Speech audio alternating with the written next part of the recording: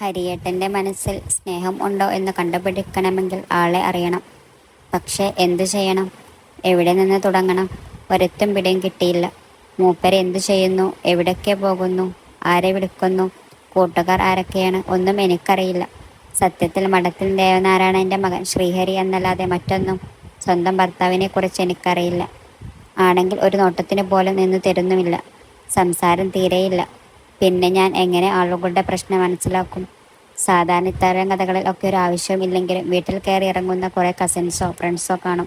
ഇവിടെ മരുന്നിന് പോലും അങ്ങനെ ഒരെണ്ണം ഇല്ല. താഴെ നിന്ന് അമ്മമാർ വിളിക്കുന്നത് കേട്ടപ്പോൾ പിന്നെ അന്വേഷണം മാറ്റിവെച്ച് അവിടേക്ക് ചെന്നു. അപ്പോഴേക്കും അച്ഛനും വന്നിരുന്നു. NTR ഒഴികെ ഞങ്ങൾ എല്ലാവരും സംസാരിച്ചിരുന്നു. ഫോൺ ചെയ്യലൊക്കെ കഴിഞ്ഞു 2-3 മണിക്കൂറിന് ശേഷമാണ് ആളൊന്ന് വന്നു കിട്ടിയത്. ഇതിനു മുമ്പും പലതവണ ഞാനിത് കണ്ടിട്ടുണ്ട്. ആരൊക്കെയാണോ അതിനു മാത്രം വിളിക്കുന്നത്? ഇനി വല്ല കാമുകയും? അതിനിടയിൽ അപ്പു അറിയാതെ മൂപ്പരോട് വണ്ടിയെക്കുറിച്ച് എന്തോ ചോദിച്ചു പോയി. പ്രൊഫസർ NTRൻ്റെ വക ആഡംബര കാറുകളുടെ വിഷയത്തിൽ പ്രത്യേകതകൾ എന്ന വിഷയം ഒരു പ്രഭാഷണമായിരുന്നു പിന്നെ അവിടെ നടന്നത്. ഒരു 4 പേജ് എസ്സേ എഴുതാനുള്ള വിവരങ്ങൾ അദ്ദേഹം പങ്കുവച്ചു. വായിലെ വെള്ളം വറ്റിയപ്പോഴാണ് നിർത്തിയത്. ഒരു മഴ പെയ്ത് ഓർന്ന സുഖം.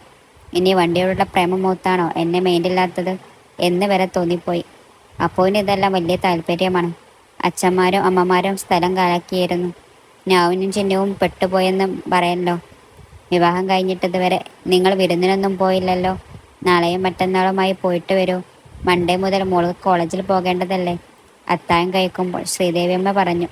ബന്ധുവീടുകളിൽ ചെന്നാൽ എന്തെങ്കിലും ഒരു ക്ലൂ കിട്ടാതിരിക്കില്ല. അപ്പോൾ മിഷൻ ശ്രീഹരി നാരായണൻ തുടങ്ങാനുള്ള ബെൽ അല്ലേ കേട്ടത്? എനിക്ക് അമ്മയെ കെട്ടിപ്പിടിച്ചൊരു ഉമ്മ കൊടുക്കാൻ തോന്നി. അമ്മ തങ്കപ്പനല്ല പൊന്നപ്പനാണമ്മേ. അന്ന് രാത്രി കുറേ വൈകിയാണ് ഉറങ്ങിയത്. എല്ലാവരും കൂടി സംസാരിച്ചിരുന്നു. ഇവൻ ഇവിടെ ഉണ്ടെന്ന് മാത്രമേ ഉള്ളൂ. ഒച്ചയും മനക്കവും ഒന്നും ഉണ്ടാകാറില്ല. ആ ഫോണും കൊണ്ട് റൂമിൽ കയറിയിരിക്കും. അമ്മുമോളും കുട്ടികളും വന്നതിൽ പിന്നെയാണ് വീടൊന്ന് ഉണർന്നത്. അമ്മ പറയുന്നത് കേട്ടപ്പോൾ മസിലളിയൻ കനത്തിൽ ഒരു നോട്ടം എന്നെ. എന്തായാലും കലിപ്പ് എന്നോട് മാത്രമേ ഉള്ളൂ. എൻ്റെ വീട്ടുകാരുടെ സ്നേഹമായി പെരുമാറുന്നത് വലിയ ആശ്വാസം തന്നെയായിരുന്നു. അഭിജാത്യം എൻ്റെ പഴങ്കഥകൾ കുത്തിപ്പൊക്കാൻ തുടങ്ങി. പുട്ടിന് പേര് ഇടയ്ക്കിടെ അമ്മു പണ്ട് അങ്ങനെ ചെയ്ത് ഇങ്ങനെ ചെയ്തു എന്നൊക്കെ പറയുന്നു. എൻ്റെ കഥകൾ മാത്രം ആയി പിന്നെ സംസാര വിഷയം. അപ്പവും ചിഹ്നവും പുള്ളി മറന്ന കാര്യങ്ങൾ ഓർമ്മിപ്പിക്കുന്നുമുണ്ട്. NTR അടക്കം സകലരും ഒക്കെ കേട്ട് രസിച്ചിരിക്കുകയാണ്. എൻ്റെ കാര്യങ്ങളിൽ വീട്ടുകാർക്ക് ഇത്ര ഓർമ്മ ഉണ്ടെന്ന് ഇപ്പോഴാണ് മനസ്സിലായത്. ഒടുവിൽ 12:30 ആയപ്പോഴാണ് എല്ലാവരും പിരിഞ്ഞത്. 4 മസിലുകളിൻ്റെ മസിൽ ഉരുക്കി പായസം വെക്കുന്നത് സ്വപ്നം കണ്ട് ഞാൻ സുഖമായി ഉറങ്ങി. രാവിലെ അച്ഛനും അമ്മയും വീട്ടിലേക്ക് പോയി. അപ്പവും ചിഹ്നവും നാളെയേ പോകൂ. അവരും ഞങ്ങളുടെ കൂടെ ഇറങ്ങി. അച്ഛൻ്റെ പെങ്ങളുടെ വീടാണ് ആദ്യത്തെ സ്വീകരണ സ്ഥലം. സ്വന്തമായി പണുക്കൾ ഇല്ലാത്തത് കൊണ്ടാണോ എന്നറിയില്ല, അവിടെ എല്ലാവർക്കും വലിയ സ്നേഹമായിരുന്നു. അമ്മാവൻ വാസുദേവൻ, അമ്മായി ദേവിക, 2 മക്കൾ അച്ചുവും കിച്ചുവും. അച്ചു BCom ഫൈനൽ ഇയർ, നമ്മുടെ ആളാണ്. കിച്ചു +2. ചിന്നുവിൻ്റെ പുറമെ അവൻ മണപ്പിച്ചു നടക്കുന്നു. ഹരിയേട്ടൻ വന്നപ്പോൾ മുതൽ അപ്പുവിനെയും കൂട്ടി നടക്കുകയായിരുന്നു. പിന്നെ ഫോൺ വന്നപ്പോൾ അതുകൊണ്ട് പുറത്തേക്ക് പോയി. അച്ചുവിൻ്റെ ഞാൻ ചെന്നപ്പോൾ തന്നെ കുപ്പിയിലാക്കിയിരുന്നു. തിരിച്ചും മറിച്ചും ചോദിച്ചിട്ടും ഹരിയേട്ടനെ കുറിച്ചൊരു തുമ്പും കിട്ടിയില്ല. മൂപ്പര മസിലും പിടിച്ചു നടക്കും എന്നല്ലാതെ ഞങ്ങളോടൊന്നും തീരെ അടുപ്പമില്ല. ഞങ്ങളോട് മാത്രമല്ല, കൺസൾട്ടൻ്റ് ആരോടും. അമ്മായിയുടെ ചേച്ചിയുടെ മോൻ തന്നെ ഉണ്ട്, വെങ്കി. അവൻ ആണ് ചേട്ടൻ്റെ ബെസ്റ്റ് ഫ്രണ്ട്. ആഹാ, അപ്പോൾ സത്യങ്ങൾ അറിയാവുന്ന ഒരാളെങ്കിലും ഭൂമിയിലുണ്ടല്ലേ. ഈ വല്യമ്മയുടെ വീട് എവിടെയാ?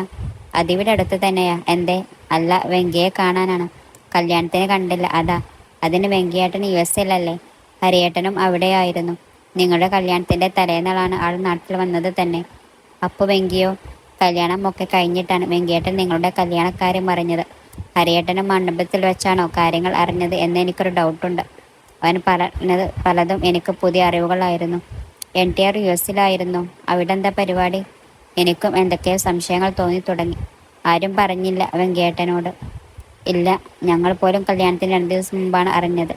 ഒക്കെ മുതിർന്നവർ തമ്മിലുള്ള ഡീലിങ്സ് ആയിരുന്നു. അവർ 2 പേരും അറിയാതെയാണ് കല്യാണം എന്ന് ഞങ്ങൾക്കറിയില്ലായിരുന്നു. അധികം കണക്ഷൻ ഇല്ലാത്തത് കൊണ്ട് ആരും ചോദിക്കാൻ നിന്നില്ല. ഹരിയേട്ടൻ സ്വന്തം കല്യാണക്കാര്യം അറിഞ്ഞിട്ടില്ലായിരുന്നു. കല്യാണത്തിന് ഏട്ടൻ്റെ ഭാഗത്തുനിന്ന് ബന്ധുക്കൾ വളരെ കുറവായിരുന്നു എന്ന് ഞാൻ ഓർത്തു. റിസപ്ഷനും ആൾ അധികം ഉണ്ടായില്ല. അന്ന് ഞാൻ അതൊന്നും ശ്രദ്ധിച്ചിരുന്നില്ല. പക്ഷേ ഇപ്പോൾ ഒരു ചതി മണക്കുന്നു. അച്ഛനും ശ്രീദേവിയും അറിഞ്ഞുകൊണ്ട് ഈ ഒരു ചതി ചെയ്യില്ല. പിന്നെ എങ്ങനെ? ചേച്ചി ഇതെന്ത് ഓർത്തു നിൽക്കുക? അച്ചുവിൻ്റെ ചോദ്യമാണ് എന്നെ ഉണർത്തിയത്. അത് പിന്നെ ഹരിയേട്ടൻ US-ലായിരുന്നെന്ന് എനിക്കറിയില്ലായിരുന്നു. അതാ ഞാൻ. അയ്യേ, സ്വന്തം ഹസ്ബൻഡിനെ കുറിച്ചൊന്നും അറിയാതെയാണോ ഈ വന്ന് നിൽക്കുന്നത്? എനിക്ക് ലജ്ജ തോന്നി. ഞാൻ എന്തൊരു ഭാര്യയാണ്. ചേച്ചി, ചേട്ടന് +2 കഴിഞ്ഞു US-ൽ മെഡിസിന് പോകണം എന്ന് വാശിയായിരുന്നു. വീട്ടിലാരും സമ്മതിച്ചില്ല. ഒരു വർഷം ആൾ ഒരു കോഴ്സിനും പോകാതെ വീട്ടിൽ തന്നെ ഇരുന്നു. ഒടുവിൽ എല്ലാവരും തോൽവി സമ്മതിച്ചു. ഒറ്റയ്ക്ക് വിടാൻ അമ്മായിക്കും അമ്മാനും ഇഷ്ടമില്ലാത്തത് കൊണ്ട് വെങ്കിയേട്ടനെയും കൂട്ടിയാണ് വിട്ടത്. പിന്നെ ആൾക്ക് ഇവിടേക്ക് വരാൻ താല്പര്യമില്ലായിരുന്നു. ഇടയ്ക്ക് വരും, ഒരു മാസമോ മറ്റോ നിൽക്കും, അത്രയേ ഉള്ളൂ. മെഡിസിൻ കഴിഞ്ഞു. MS-ഉം കുറെ ഫെലോഷിപ്പുകളും ചെയ്തു. ആൾ അവിടെ തന്നെ കൂടി. ജോലിക്ക് കയറിയെന്നും കേട്ടു. ഒടുവിൽ ചേട്ടനെ നാട്ടിൽ പിടിച്ചു നിർത്താൻ എല്ലാവരും കൂടി കണ്ടുപിടിച്ച വഴിയാണ് നിങ്ങളുടെ കല്യാണം. ഹരിയേട്ടൻ ഒരു ഡോക്ടറാണെന്ന് എനിക്ക് ആദ്യത്തെ അറിവായിരുന്നു. അറിയും തോറും കുറുക്ക് കൂടുതൽ മുറുകുകയാണ് എന്നെനിക്ക് തോന്നി. ആൾക്ക് അവിടെ നിന്ന് വരാൻ താല്പര്യം ഇല്ലെങ്കിൽ അതിനർത്ഥം സ്വന്തം നാടിനേക്കാളും കുടുംബത്തെക്കാളും മാതാപിതാക്കളും പ്രിയപ്പെട്ട എന്തോ അവിടെ ഉണ്ടെന്നല്ലേ. എൻ്റെ ഉണ്ണിക്കണ്ണ, ഇനി വല്ല മദാമ കാമുകയും അവളോട് സൊള്ളാനാണോ എപ്പോഴും ഈ ഫോണും കൊണ്ട് നടക്കുന്നത്?